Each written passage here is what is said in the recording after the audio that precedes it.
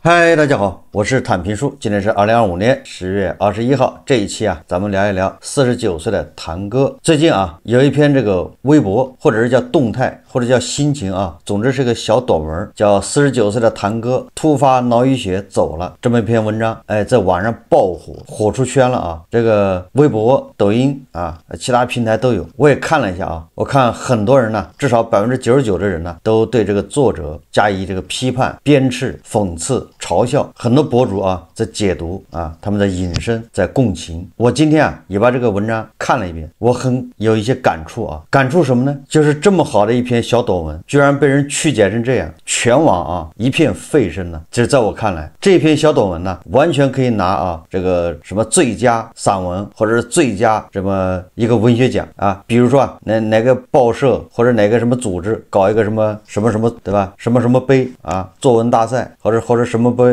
什么文学比赛，我认为他这个完全可以拿个最佳啊短文。为什么这么说呢？我们一起来看一看啊，他这个文中的作者啊，在文中叫燕妹妹，作者是谁已经不重要了啊，我们主要看他这个文章写的是啥。49岁的堂哥突发脑溢血走了，他是我们家唯一的男丁，我爸很喜欢他，他好高骛远，一辈子创业无数次，他油嘴滑舌，一辈子没有结婚，更没生孩子，最后靠着他老父亲的钱混日子。后面是省略号啊，这个短短的几句话啊，实际上道出的是什么呢？这个交代的非常清楚啊。这个燕妹妹他们家族啊，他那一辈啊，他那一代人，他这个49岁堂哥啊，是唯一的一个男丁。或许啊，他有叔叔有大伯，但是他的叔叔大伯包括他自己父亲下面啊，只有一个男丁，就是他的那个堂哥。这个最重要的一个交代是，我爸很喜欢他，也就是燕妹妹的父亲啊，也喜欢他这个侄子，应该这么说。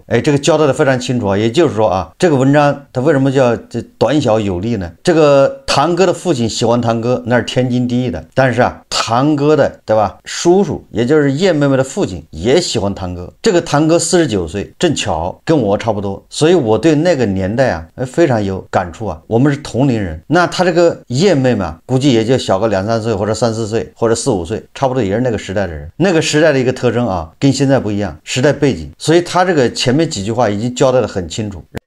然后在下面啊是评价，而他这个评价是个非常对仗工整的啊。你看他好高骛远，一辈子创业无数次。下面啊他应该还没说，实际上就是一辈子创业无数次都失败了。因为他下文说了啊，他最后是靠着他老父亲的钱混日子，要创业成功不可能靠他老父亲的钱混日子啊。所以说好高骛远，一辈子创业无数次都失败了，或者都没成功。他油嘴滑舌，却一辈子没结婚没生孩子。也就是说他这个堂哥啊，恐怕从年轻时候一毕业，或者是一走出家门，一长大，他就开始创业，但是都失败了。原因是什么呢？原因恐怕就是他好高骛远。好高骛远有2种解释啊，一个是他好高骛远对应的就是脚踏实地嘛，他不脚踏实地，对吧？好高骛远也有可能是他创业失败的原因，就记住了啊。好高骛远也有可能是他创业的原因，也就是他这个人不安分守己，对吧？明明只适合拧螺丝，对吧？明明他只适合去打工，明明只适合去工地搬砖，明明只能做一个码农，但是他非要当老板，他要创业，这叫好高骛远。或者是他创业的时候，他创业失败也是由好高骛远。本来他这个企业，对吧，他开个餐馆只能干成这么大，但是他想连锁，他想怎么样，他想上市，最后失败，这都叫好高骛远。那后面啊，他油嘴滑舌。按理来说啊，这个时代，如果你油嘴滑舌的话，你应该不至于一辈子不结婚没孩子。也就是你油嘴滑舌，居然都没一个老婆。在很多地区啊，年轻人没有媳妇，相亲相不上，这个很多人都把他归咎为这个人嘴不行，不会说，老实啊，就像那个贾母啊，形容王夫人一样，是锯了葫芦的那个嘴啊，是个闷葫芦。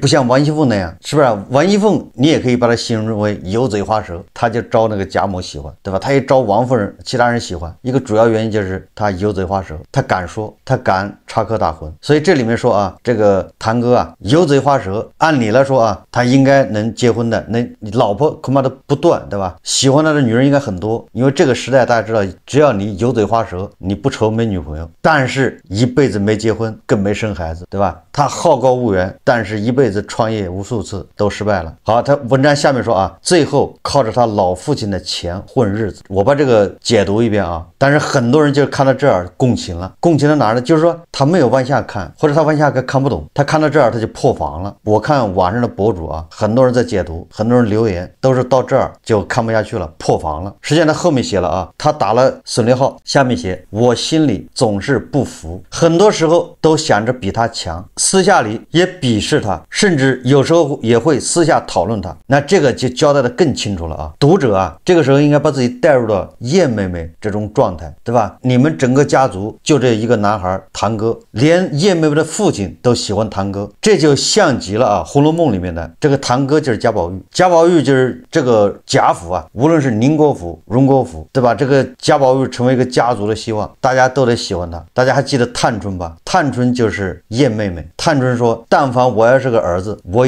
必定会出去有一番事业。那在300年前啊，一个女性发出这样的一个呼喊，这种呼喊说白了就是对男性，就是对贾宝玉，对这个男权他一个看不上。他说我要是个男孩，我必定会出去有一番事业。当然呢，也包括贾环啊。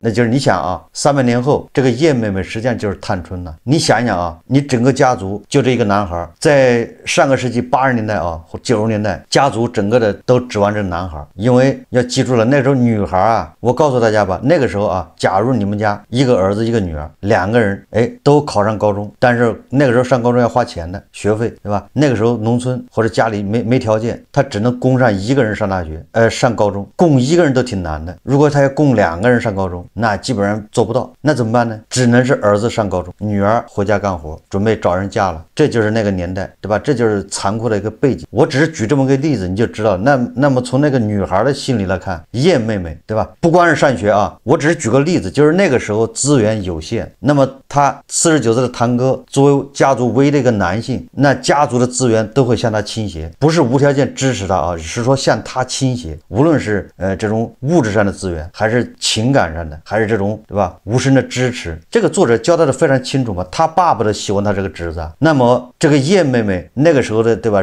女性呢，人家也觉醒啊，她觉得我也可以啊，我也挺好的，为什么没人关心我？为什么没人支持我呢？为什么就这么不公平，对吧？资源都向他倾斜，那他心里一定会产生这种，对吧？不服气、不公平。所以你看啊，他下面写了，我心里总是不服气，不交代的很清楚吗？对吧？你整个的大伯、二伯、三叔、四叔，包括自己父亲，都把目光投向这个49岁的堂哥，就是这个堂哥，然后给他资源，对吧？或者支持他，他能一辈子创业无数次，屡败屡战，他能屡败屡战的底气是什么？他每次，对吧？第一次创业失败，第2次还能创业，他或许啊耗尽了整个家族的资源，7大姑8大姨都在支持他，实在支持不动了，地主家也经不起这么耗啊。那作为这个叶妹妹，她当然不服气啊，你们这么多人都这么支持她，我呢一切都靠自己努力，对吧？我上学，我可能还要勤工俭学，我暑假也在那打工，我一切都靠自己，我买房首付也得自己付。那他不服气，然后很多时候都想着比他强。你想一想啊，这不就是探春说的吗？但凡我也是个男的，我就出去一定混出一番事业。这个叶妹妹啊，她就想，但凡我要是个男的，你们都这么支持我，我一定比他强。所以他心里鄙视他，在他看来，他这个堂哥就是好高骛远。好高骛远什么？刚才说了啊，有可能你就适合拧螺丝，对吧？你就适合上班，踏踏实实的，甚至你就适合当个公务员，但你偏要去创业，失败一次又失败一次，叫创业无数次。今天跟朋友去干个这个，明天跟朋友去干个那个，后天自己突发奇想，这个叫好高骛远，不脚踏实，对吧？油嘴滑舌，还没一个老婆，没结婚。大家记住了啊，这个时候叶妹妹打心眼里鄙视他，指的是在家族这种资源匮乏的情况下，这种不公，他们之间暗地里有某种竞争关系。现在有很多人啊都是独生子，不要说他是独生子，他爸都是独生子，对吧？那你想他根本就没有什么兄弟姐妹、堂哥堂弟，对吧？表哥表弟表姐，他没有这些关系，他搞不清楚。兄弟姐妹有的时候意味着就是手足同胞，有的时候意味着是竞争啊。大家忘了这个康熙的叫9子多嫡了吗？多残酷啊！大家忘了这个玄武门之变是吗？那都是同胞啊，都是手足啊。所以这个叶妹妹啊，对他这个堂哥啊，非常是不服气的，觉得他占尽了家族的这些资源，虽然资源很匮乏，但是大家都支持他，结果他一事无成啊，就一直在失败，油嘴滑舌，对吧？所以他有点他不服气的，瞧不起他，就是你们这些人都支持他，我比他强多了。作者说他啊，经常私下里也讨论他，讨论什么意思啊？就说他不对，说他这不行，那不行，就这意思呗，抱怨。好，关键的时候到了啊，这个写的都是啊，实际上写的是他们兄妹之间的这种对资源的竞争，对这个资源分配不公，他的心理的这个落差，他对这个他堂哥有意见。后面突然一转，当听到他离世的消息，就是听到他堂哥脑溢血突然走了，这是突发的啊。为什么是突发呢？就没有在病床上经过长时间折磨，对吧？抢救 ICU， 然后又是昏迷过去又醒，突然1个月，对吧？那这个他就没有这种感情了。他写的是他堂兄突然死了，这个时候在考验一个人，对吧？真正的感情，你没有任何准备啊，对吧？没有个心理建设过程，是本来昨天活蹦乱跳的，今天早上突然接到电话，堂哥脑溢血死了。你看作者这么说啊，说但是听到他离世的消息，到现在脑海中只有他微笑叫我燕妹妹的样子。读到这儿我就觉得特别感慨，这是一个妹妹对他一个心理鄙视的，跟他争夺资源，导致家庭，对吧？整个家族资源分配不公等等不平等。这么一个人，对吧？他对他很有意见，但是这人一听说死了，他什么都忘了，什么怨气，什么抱怨，什么不公，全部烟消云散，只剩下什么？只剩下这个堂哥对他的美好的回忆，对吧？微笑着叫他燕妹妹的样子，只留下这么一张脸，对他微笑，叫他燕妹妹。这个文章写的多好啊！也就是说，他听说他堂哥去世了，这叫冰释前嫌，对吧？他对他堂哥的那些怨气，全部化为乌有，烟消云散，剩下的都是他堂哥对他的好，对他微笑。你想，他一直是竞争关系，你想这个就像是贾环对贾宝玉的态度。你想想，你要是贾环，你在贾府，你会是什么一个感受啊？你被贾宝玉压得喘不过气来，不要说贾环了，恐怕连贾琏都受不了啊！如果贾宝玉死了啊，贾环、贾琏都不一定能原谅他们，能冰释前嫌。但是你看这个燕妹妹，对吧？一听说她堂哥死了，过去的一切烟消云散，对她的怨气，对吧？对她的嫌弃，这个时候，对吧？已经升华了。再后面啊，你看，再后面就是感悟了，只想着他是我爸最喜欢的侄儿，可他却在我爸离世后3年后也突然离世，这是什么意思啊？对吧？这个又比刚才深了一格了。他想到的是这个堂哥是他爸爸最喜欢的侄儿，实际上就相当是他亲哥哥一样，他爸爸最喜欢的侄儿，那他爸爸把他当儿子，那他就是他的哥哥，也就是这个女孩人生中，对吧？最重要的男人都离他而去了，他爸爸离世3年之后，他这最重要的哥哥也死了，这个完全是一种怀念啊，对吧？跟他爸爸相提并论，对吧？他爸爸离世3年以后，这个他爸爸最喜欢的侄儿也离他而去，留下了80多岁的父母，留下了一辈子想光宗耀祖的遗憾。这个时候，这个作者已经在前面是他内心的活动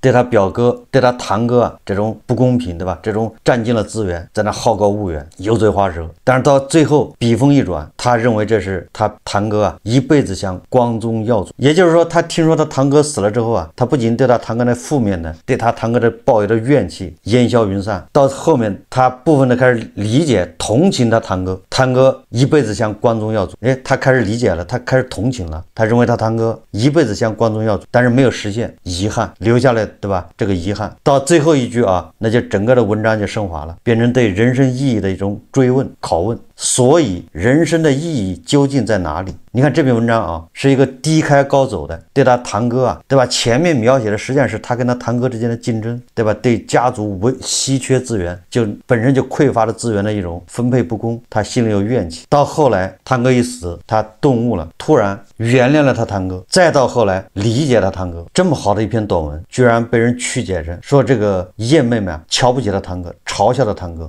你就是以成败论英雄，你堂哥失败了，所以你就在这儿给他的墓志铭叫好高骛远，油嘴滑舌。这里面有一个高赞的评论一共是将近4万个点赞的这个将近1400条回复一个评论这个评论这么写的，说和你堂哥未谋其面，听其话语，作为家族唯一嫡子，且一生决然一生，创业无数，自知背后无人，一人扛之，本想以一己之力肩负家族之重任，官要门楣，奈何命运多舛，就此折戟沉沙，天下英雄如过江之鲫，人生海海，不过尔尔。但不曾想身后之名，却被至亲之人以好高骛远，油腔滑调为墓志铭，何其悲哀！但记住什么？不曾想过他们在你的一生扮演了什么角色。人性往往晚就是这样，在你最需要帮忙的时候，你的身边全是说风凉话的看客；当你攀爬至顶峰上时，身边全是赞誉之声。有没有一种可能，他不是被失败打垮了，而是就是被你们这些风凉话打垮的？人生海海啊，不过尔尔，成王败寇。这个有4万多人点赞啊，就是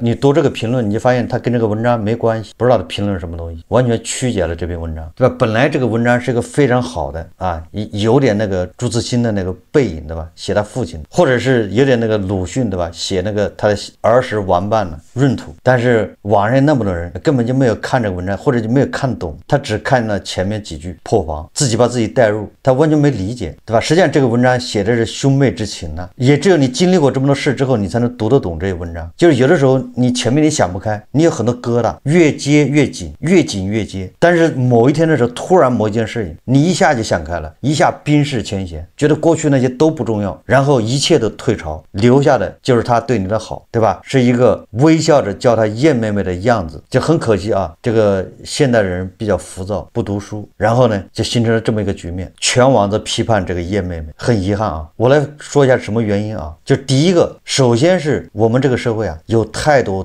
的人一生在失败，这个失败的原因有可能就是好高骛远。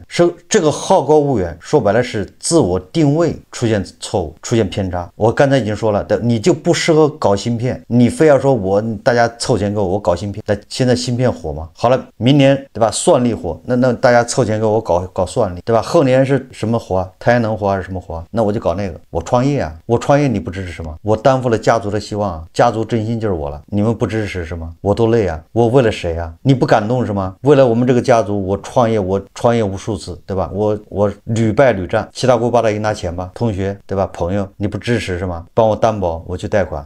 创业不花钱是吗？那钱从哪儿来啊？他屡败屡战，就是说啊，我们说回来，就是说实际上是对自己没有个清醒的认识。码农由于年龄到了，竞争激烈，被单位裁掉了，拿了80万补偿，对吧？本来还可以过几年呢，再从容找工作，对吧？本来可以从容容，是吧？最近最火的这首歌啊，结果呢搞的什么？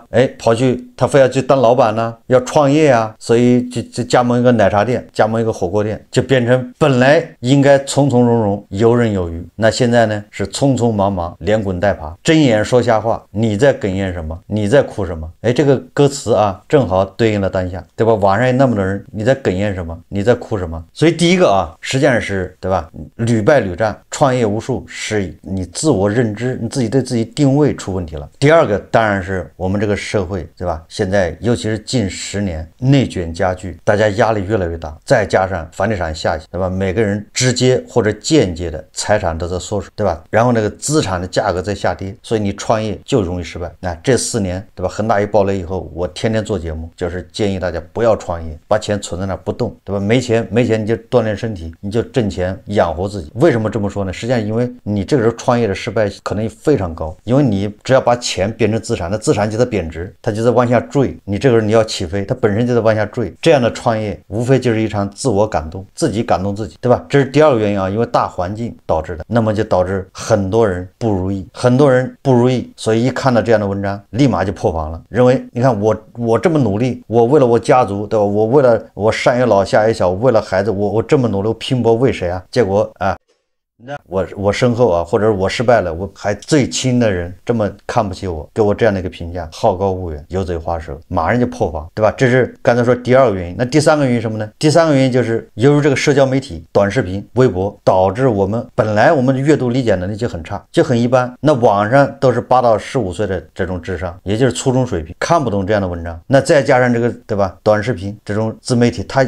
只能接受什么呢？只能接受口号式的，你别跟我废话，对吧？我就经常遇到这样的网友，这样观众，他把你节目看完这个，他不知道你在说什么，他非要你喊一句口号，就行了，记住了，就这个口号。所以这篇文章字不多啊，顶多300字，绝大部分人看不懂，这很正常，对吧？所以说就造成这么个奇怪的现象，就这么一篇短文都看不懂了，所以他只能看到前几句嘛，破防，他没有耐心读完，他更没有耐心分析完，说这是什么意思啊？最后形成一个共鸣，感动，对吧？这是一种兄妹之情，对吧？冰释前嫌，这是一种最后对人生的一个追问。问人活着到底什么意义？人活着不是光宗耀祖。很可惜啊，绝大部分人读不到这儿，即便读到这儿了，也理解不了这儿，他只记住了啊，你对一个失败的人嘲笑他，这完全是曲解误解。这是第三个。第四个什么呢？那第四个为什么全网都在批判这个女的呢？实际上不应该，对吧？我觉得咱们实际上本科以上毕业的人很多啊，虽然扩招了很多，但是毕竟对吧，受过高等教育人比较多。实际上你上个高中就应该能理解这个文章，这是最起码的一个阅读水平啊，阅读理解水平。但是为什么事实上网上也全是一边倒的，好像不理解这文章呢？实际上这叫以偏概全，这就是平台的作用。平台把这些对吧，他发现这种曲解的这种叫什么叫共情，对吧？叫这种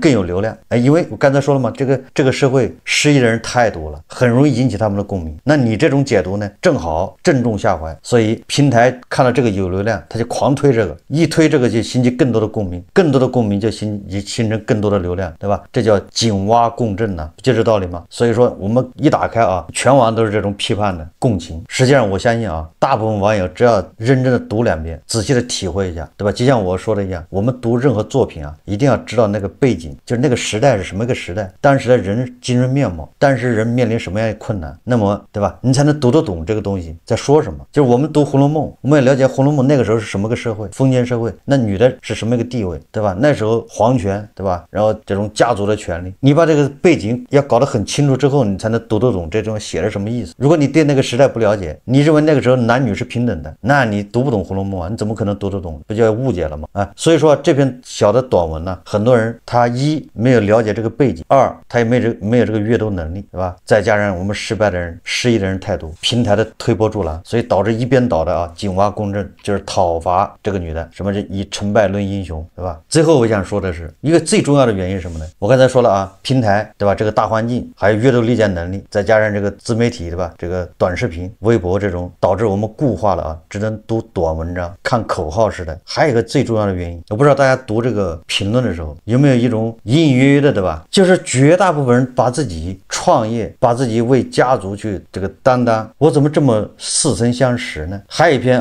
高赞的这个评论，他是这么说的，说是你嫡亲家族的唯一男丁，可以理解为创业无数次是他想改变家族命运，他是第一责任人，他没有混吃等死，而不是你说的好高骛远。油腔滑调是一个人没有资源和背景靠山的时候想出人头地，他必须做到油腔滑调。只是很遗憾，到人生最后一天他也没有实现这个愿望。就这种评论也非常多这种论调的，就好比对吧？有人非要跟你说我要为你服务，我天生下来就要为你服务的，你说我不需要你服务，我们商量商量，我自己给自己服务行不行？不行，必须我给你服务，对吧？我要是什么正心，对吧？我要什么负心，对吧？我要为你服务，完了服务不管好坏你们得感动、感恩、感谢、感激。你怎么能不感恩、感谢、感激呢？你怎么能还说风凉话呢？